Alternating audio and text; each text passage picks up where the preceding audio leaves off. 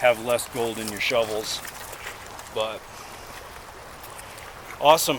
All right, so Justin, Yes. where are you from? California. California. They have a lot of gold in California. A lot. Love to go to California dredging, but so do you know how gold works its way down into an area like this? Kind of. Kind of. Okay, so the geology of the gold is that it forms in the mountains, right? And it forms under certain conditions, and then water and wind erosion breaks it off from the surface rock that it's like locked up in, and then that gold is exposed and freed up and just tumbles down the mountain into the rivers. So it all collects in the rivers. This takes millions of years to happen, so it's not a quick process at all. The gold where you see, did you go into any mines? Yeah. Okay, so the gold you saw in the mines there, that's called lode gold or hard rock mining, and that's not the gold we're after today. The gold we're after today was exposed on the faces of mountains and just eroded away. The hard rock stuff, they have to actually blast it out of the ground and then process it differently. Alright. So the difference is hard rock or placer, P-L-A-C-E-R, and this is placer gold. And we're just looking for little tiny flakes.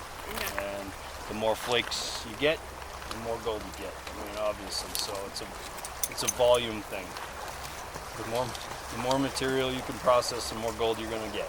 So out here today, we'll just dig in the first few inches, maybe 6-8 inches down from the cobbles, and then that should be our best dollars. But all of our processing starts and finishes with a pan.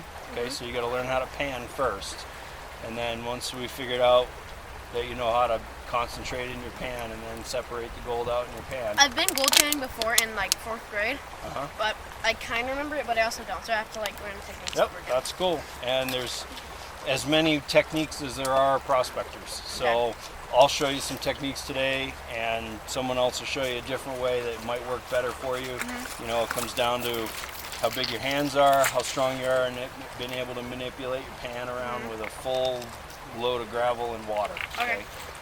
Water's the key because we're gravity concentrating. Gold is the heaviest thing in the river.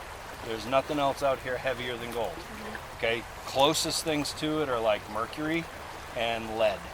Okay, so chances are on the surface we won't find any mercury, but definitely find like lead fishing weights, lead shot from bullets, shotgun shells, stuff like that. So definitely you can find those. And if you're keeping the lead in your pan as you're panning, that also means that you're able to keep your gold. So if you find a lot of lead or some lead in your pan, that means you haven't washed out any gold too. All right, so lead's a good thing. All right. The other thing that we're going to look for is what we call black sands. Yes, I remember that black sand, and then the gold is inside the black sand. So Usually, you yes. have to swish it around, and then once you see the black sand, you gotta like start looking.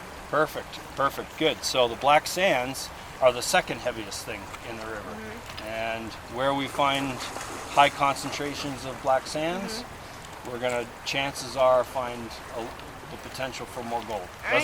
Black sands doesn't equal gold, but no black sands equals no gold. Okay. All right, does that make sense?